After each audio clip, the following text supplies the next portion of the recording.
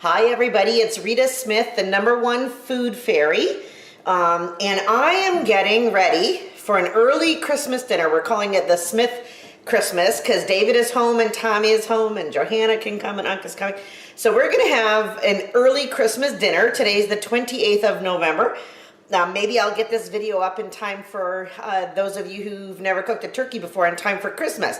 I was really surprised this fall, really surprised when two of my kids wrote me asking me for instructions on how to cook a turkey, which I've already documented and I'll put that in the notes, and the other asking me, did I ever do a video on how to cook a turkey? I didn't even know my kids watched my videos. So I'm gonna do my best in a very rushed and busy day to actually document the steps for you.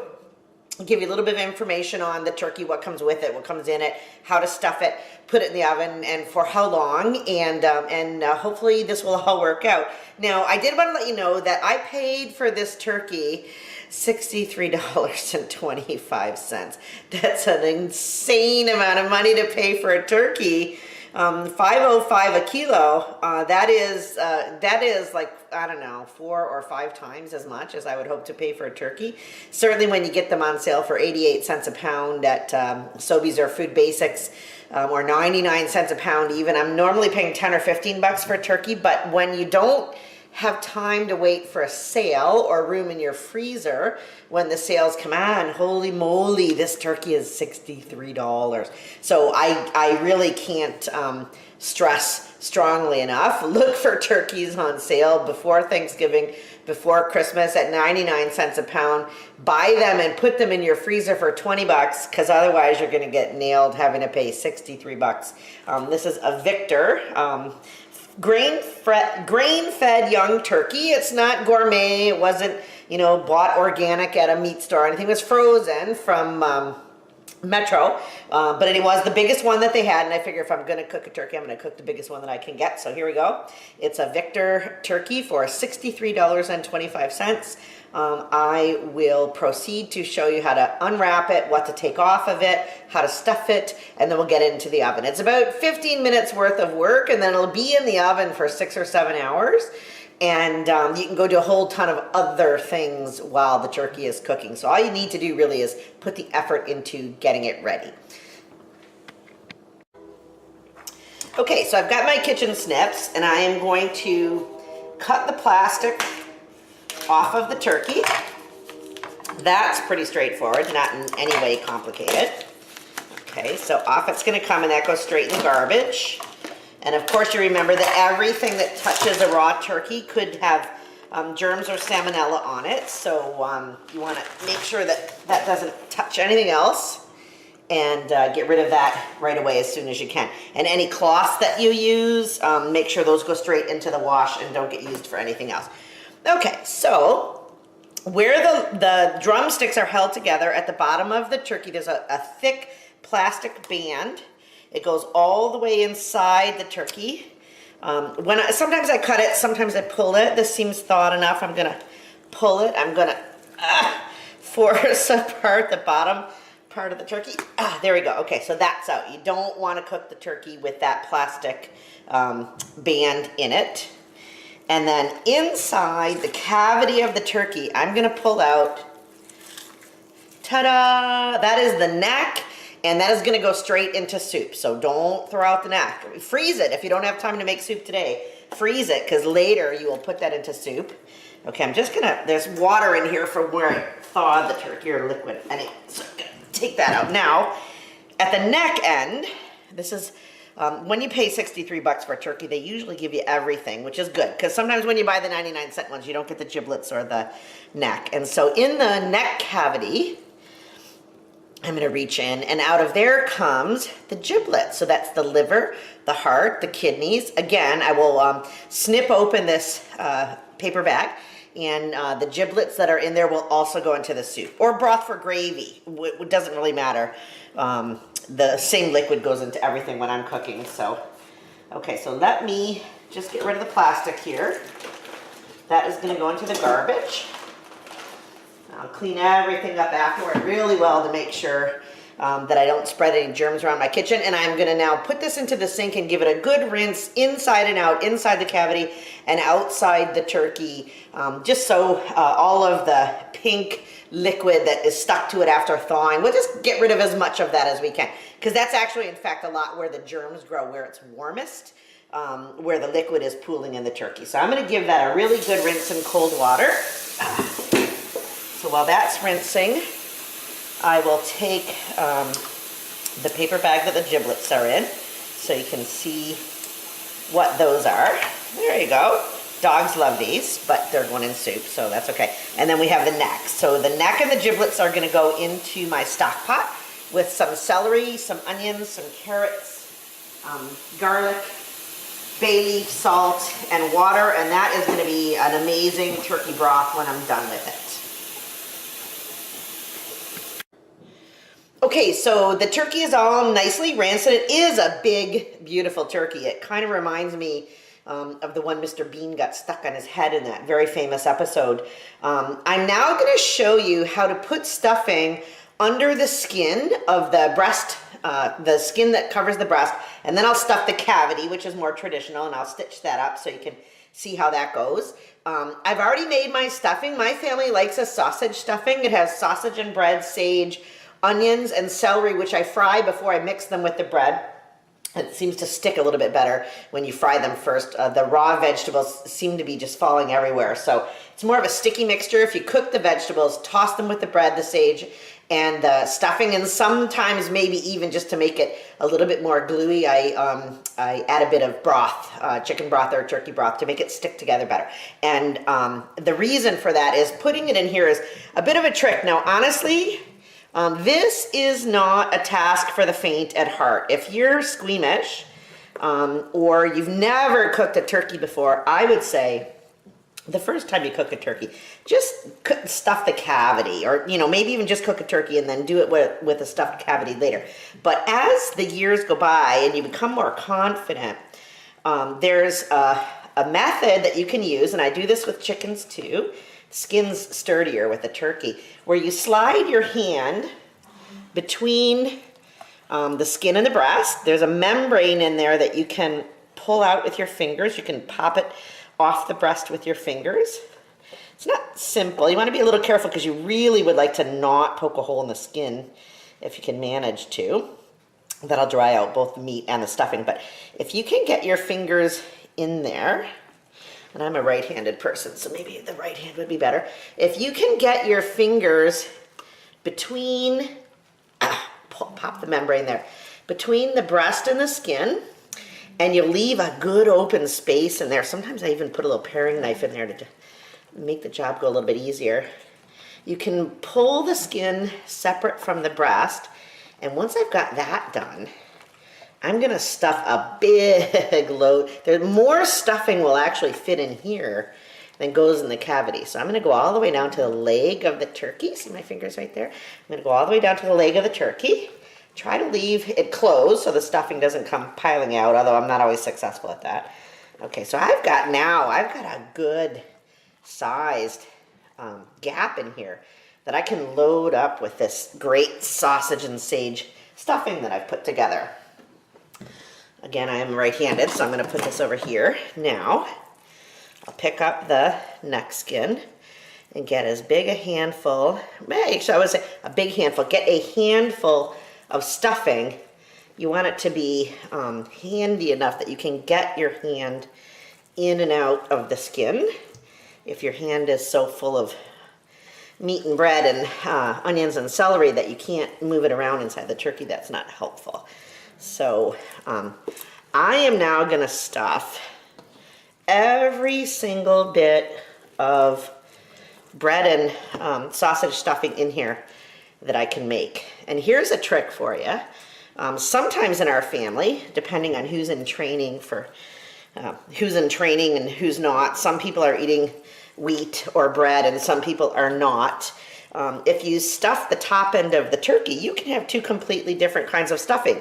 I could put a bread stuffing at the top and a pure meat paleo stuffing in the cavity. And so everybody's happy. people who don't want to eat bread aren't stuck with bread in their stuffing, but they still get to eat a delicious stuffing. And people who enjoy the traditional bread and sage and onion stuffing, you can have that inside the turkey. So if you stuff both ends of the turkey, you could have two completely different kinds of stuffing. Now, today, I'm only using one kind of stuffing. Okay, so this is gonna take me a few minutes. You've seen me separate the skin. Now you see me loading up the bread stuffing. I'm gonna just take a little break here while I finish this task, and then when I come back, we'll work on stuffing the cavity.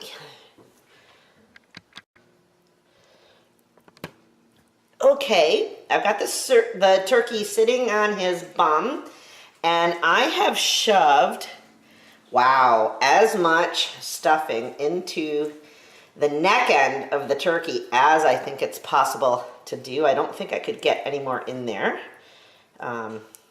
So I'm gonna just kind of tuck that over for now. Stuffing falls all over the place while I'm doing this. I try not to get stressed out about that. So now, okay, we're just see if I can tuck that skin in there just to keep the stuffing from falling out. Now I'm gonna address the actual cavity of the turkey. This is the more traditional place that you put stuffing, and I think I have a good amount of stuffing to put in there. Okay, so I am going to put as much as it seems to be possible to get into the cavity. I removed the neck in the first part of this video, so you saw me do that. I removed the neck, and so the cavity is nice and open.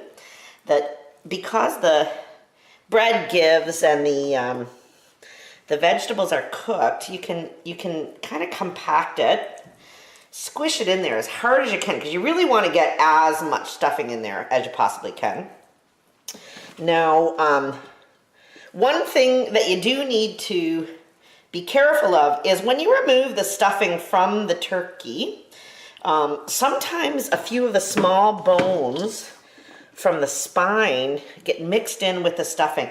If you're not putting your stuffing in cheesecloth, which I actually haven't ever tried to do, there's not really any way around that. There's bones in the turkey, and sometimes when you're scooping out the stuffing, you get bones in the stuffing, which is not a huge inconvenience, but if little kids were eating it, they might choke on a bone or something. So when I'm pulling the stuffing out of the cooked turkey, get in there, as much as we can. When I'm pulling the stuffing out of the cooked turkey, I try really hard to look for those little bones that might have accidentally got into the stuffing. People kind of know when they're eating meat to look for a bone, but they might not think to do that because they think the stuffing is just bread or bread and sausage, and they're not anticipating a little spine bone to be in there. But that can happen. I've had it happen at my dinner table, and you wouldn't want anybody to choke on your stuffing. So be really careful when you're taking this out. Okay, I think wow, I got rid of almost all my stuffing, which is really good. I think I have, you know what, actually I'm gonna stuff that right there because I'm gonna stitch this up, so I will stitch that up. I think, wow, this might be the first time in 53 years that I ever got all of the stuffing into a turkey. This is pretty good. Okay, good, okay. I had the stuffing made ahead of time, obviously. I started yesterday ripping up the bread to let it dry overnight. I cooked the sausage. I fried the onions and the celery and salted it, tossed it with sage, let it sit for like another 12 hours after that. And stuffing, voila. Stuffing is a great thing to get kids to help you with. It makes them feel really special and part of the celebration, and there's not even really a way that kids can mess up breaking bread into pieces, so why not have them help you? Okay. Let me just give myself a rinse here. I'll come back with a needle and thread and we will stitch up this cavity. Okay, so we actually managed to get all of that whole bowl of stuffing into this turkey under this breast skin and in the cavity, which is fantastic. So what I'm gonna do now, before I put it in the oven, is I'm gonna take a needle and thread. My instructions to you are use white cotton thread. to stitch up your turkey. I, however, don't have any white cotton thread, so I'm using this yellow thread that I had. I assume, given all the chemicals in our food, that the dye in one tiny little piece of thread that's going to touch this turkey is the least of our concerns. Sylvia Huizenga, you can back me up on this. I'm going to make, I did knot the end of the thread, and I am going to I'm going to put the needle into, kind of a thick part of the skin. If you put the needle, run the thread through a very fine part of the skin, it's just going to break. So you kind of need to go back a little further and get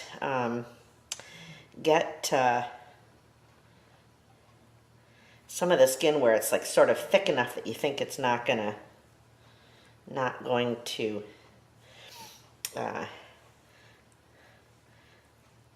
cut through as the thread comes through. And sometimes that does happen. That's a bit frustrating, but I might actually try not to pull this so tightly closed as it could be.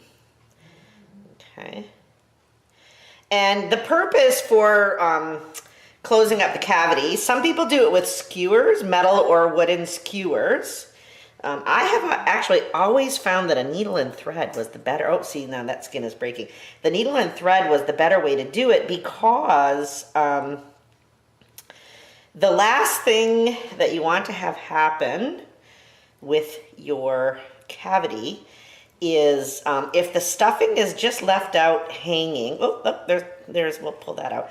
If the stuffing is just left out hanging, it absorbs water from the pan, liquid from the pan, and it basically kind of explodes out of the turkey, which is negative in two ways. The stuffing gets all soggy and mushy, and it's just not good. It's like, instead of having nice, firm bread and sausage stuffing, you kind of have almost like a bit of a porridge of bread and turkey drippings. It'll be delicious, but it won't be the texture that you want. And then it also kind of wrecks the drippings for gravy, because you don't want to make gravy with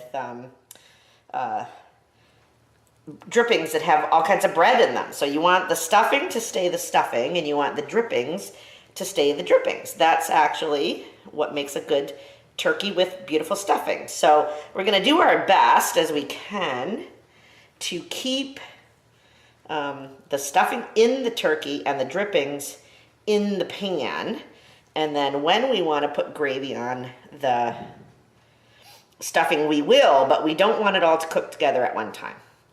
Okay, so as you can see, this is not a perfect science. I'm doing my best to make sure that the cavity is closed up, and as you will see when I take the turkey out of the oven, this part of the skin that has the thread in it, I just pull it off and throw it away. Nobody eats it. The thread doesn't end up on anyone's plate. The thread ends up in the garbage. So this section of the skin right here, where the thread is holding it together, is just going to go in the garbage. The only purpose that this thread is serving is to keep the stuffing in the turkey and the drippings in the pan. And if you're good at this and you have metal skewers and you want to use a skewer, as Julia Child does, I've watched her do it with a chicken, and it's amazing. I'm not that good with a skewer, but I'm better with a needle and thread. So hopefully this has gone well. Let's just see if I can get one more stitch in there, and then I'll knot it. There, I sewed all the way down and all the way back. Oh, there, that's pretty good, actually. I think I'm doing okay here. Okay, so let me just see if I can get that into something of a knot. It won't be a perfect knot, but anyway, better than it was. Okay, so we'll do that. We'll knot the thread. We'll pull it. Okay, and we'll snip it. Now, there. Okay, it's not perfect. If that was a scar on my face, I would be very unhappy with my cosmetic surgeon. However, I've never had a scar like that on my face. This is just stitched up cavity full of stuffing on my turkey. I'm going to put my turkey in my big giant Cuisinart roasting pan that has a tray to lift out. I love it. It was probably the best $100 I ever spent. And I will salt it and add about 1/2 inch of water to the pan, and then put it in the oven. And I think this guy is going to be in there, I'm going to say 6 or 7 hours. A stuffed turkey takes more time to cook than turkey which you have not stuffed. It'll add, maybe an hour or more to the time. And a big turkey is going to take even longer still. So I've got a big stuffed turkey here. I'm going to say 6 or 7 hours. When I do a very small turkey with no stuffing, like 2.5, 3 hours, is fine. But this one is going to be big. Now, in my earlier days, I used to rub the skin with butter or margarine. And I have seen people put bacon over top of the skin. Frankly, that just seems to me to be more fat than is needed to cook a turkey. I don't do any of those things anymore. I don't put butter, I don't put margarine, I don't put bacon. It would be fun, like if you want to just try it for fun's sake, to put bacon over top of the turkey or whatever. My turkey is normally moist enough, especially when I've stuffed the breast with sausage stuffing. And it doesn't need any more fat, all of which I just skim off when I make the broth anyway. So I'm just going to cook it like this. High protein, low fat, every single essential amino acid. Very, very, very healthy meal. In a turkey, I'm not going to do anything to make it less healthy. So I won't add any extra fat, but I will baste it as it's cooking. Okay, I wrestled this stuffed turkey into the biggest pan that I have with a rack in it with about, I'm going to say, 1 inch of water. It is, wow, this might be the biggest turkey I've ever cooked. It more than fills the pan. I'm going to put the lid on it, but yeah, I'm not going to get the lid to close, but it'll keep some of the, oh, you know what, actually, as the turkey cooks down, I might actually get the lid to stay on it. So, yay. Okay. I'm going to put it in the oven at 325.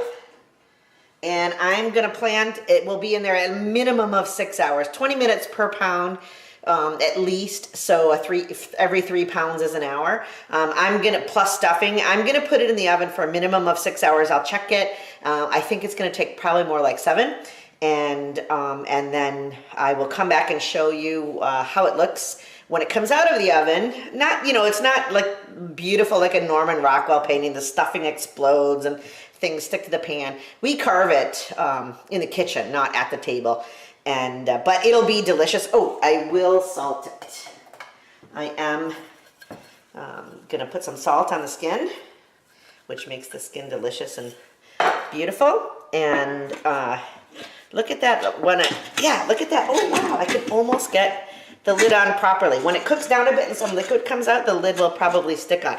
Then of course when I pull the lid off, it's gonna pull a bunch of skin with it. So again, it never looks like a Norman Rockwell painting, but it'll be good and delicious and tender and juicy with awesome stuffing, and that's more of a concern to me than what it looks like. So this is going in the oven, I'm gonna say for 6 hours, maybe for 7.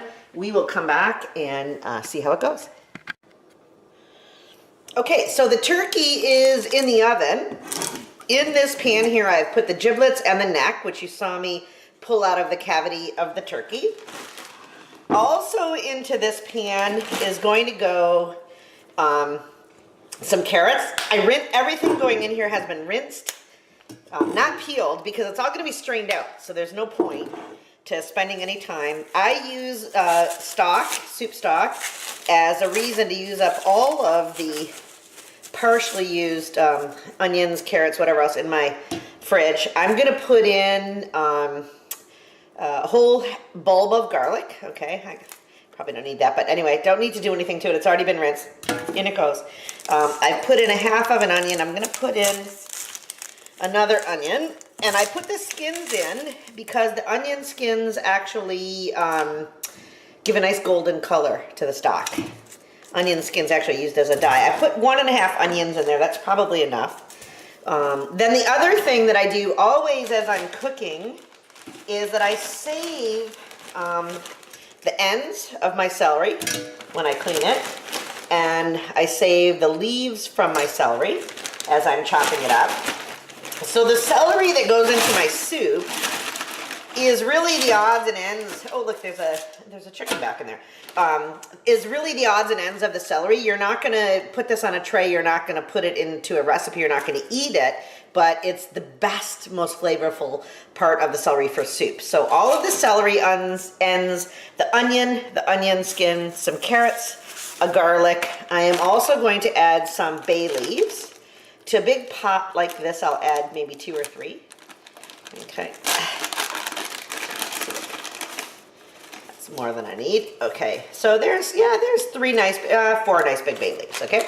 Bay leaves, I have no idea what is the description or the chemical composition of the flavor, but when I have broth without bay leaf, I can definitely taste it. So in here I have all of the vegetable mix. I will add a little bit of salt, not too much. That's not even like a half of a teaspoon. It seems like a lot when I'm shaking it out, but I've measured it and it's not much. So I'm gonna fill this pan almost to the top with water. And I'm gonna put it on the back burner of my stove, and it will cook almost the whole time that the turkey is cooking. I can baste the turkey with this liquid. I can make gravy with this liquid. I will add the drippings from the turkey to this liquid when the turkey is done, like as much as I want that I don't want to put immediately into gravy. All the bones from the turkey, the skins, the cartilage, everything else will go in here. And this will be turkey stock, and I will have hopefully, maybe 3 or 4 liters of it in the freezer when I'm done this whole process of cooking the turkey. So the stock goes on the stove even as the turkey is in the oven. I don't have to wait for the turkey to be done to start the stock, and then I have a nice flavorful liquid with which to baste the turkey, with which to thin the gravy, with which to do anything that needs to happen today. And so I'm going to put some water in this pot and put it on the stove, and stock will be cooking even as the turkey is cooking. Of course, it'll be made immeasurably better when I put in the bones and the skin from the turkey. But we're going to start with the vegetables and the neck and the giblets, and we'll get it going. So here is the turkey out of the oven. This is the only thing I just wanted to show people is that I stitched where the stuffing is. And all of this, I'm just going to pull it off. Actually, I'm not going to throw it away. It's going to go into the soup, but it'll get strained out of the soup. So there you go. I stitched it, it didn't explode. It kept the stuffing in. So now we're going to carve up the turkey. And yeah, this probably is the biggest turkey I've ever cooked. But it turned out quite well. Sorry. Yeah, no kidding. Well, I hope I helped with that, with the whole Michigan thing. That was my goal, was to have... We walked around Detroit and cold. No, I just wanted Peter to know that our family welcomed her. What, honey? You're gonna start stashing cash around your house? That's for the snow shoveling guy. I was just saying, you're gonna start stashing cash around your house. Yeah. Tell someone where it is. Possibly a Oh, sorry, yeah, it's in that drawer there. I've just heard a lot of horror stories recently about people who pass away and their family has no idea they have large. It's just $140 for my snow shoveling lawn guy. It's not too much. Okay. I should have brought my winter hat. Like, what did I tell you? I could not have made my position clearer. I should have brought my fall hat. What are you thinking? It was unseasonably cold. It was unbelievable. It was really cold. I can't believe we dragged them out for ice cream in that weather. Yeah. And they went and they ate the ice cream. That was crazy. We were out last week. The first attack I did, it was like so cold. Like, I'm pretty sure I got a little bit of frostbite. Unless you were fighting Russia, you would have just won. Everyone else. It's good. What do you mean you got a little bit of frostbite? Then did they recover or what? What the heck? I'm good, man. Don't worry about it. Okay. I was wearing a beret and it looked He only has a little. Yeah. But He's then only the- got a little bit to frostbite. But then the next attack I went out, it was like we were sweating, man. It was Yeah. so wet. It Like always in a period of like 36 hours, it changed like 50 degrees. Wow. It's insane. 50 degrees. No. Okay, not 50, but it went from about minus Like last weekend. minus 15ish to It's like supposed plus to go up to 13ish, like so 11 again or something this almost weekend. 30-degree change. Some of these forests are bigger than the other forests. No way. They should all be the same length. No way, I made that up. You made that up? Some of them just look kind of good. Thank you, Johanna. And you could put a Yeah, napkin. Oh, you already got a napkin. You put awesome. The wind chill is like minus 20. And then like not even a day, like 24 hours later, the next I remember night. it was Sunday, it was like 5 or 6 degrees. Monday, it was like 16. Yeah, it was really warm. Which is the worst because you dress for the cold and then you sweat all day and then That's worse, You yeah. finally stop at night, you're sitting there soaking wet, you just freeze. Army's full of peril. The army's full of what? Peril. Peril, yeah. Peril is too much. That's what it's like to be in Can I the have just army. a little bit of peril? Perilous. Perilous.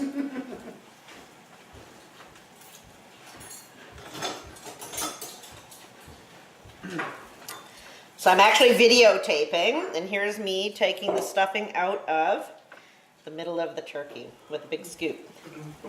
I will try not to get any spine bones into that stuffing. It smells good. Baby, we're gonna move over in there.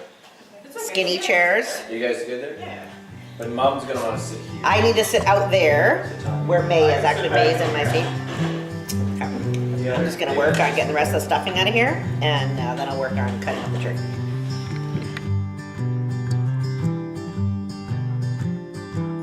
I'm so sick of reality TV. I'm so tired of my girlfriend ignoring me.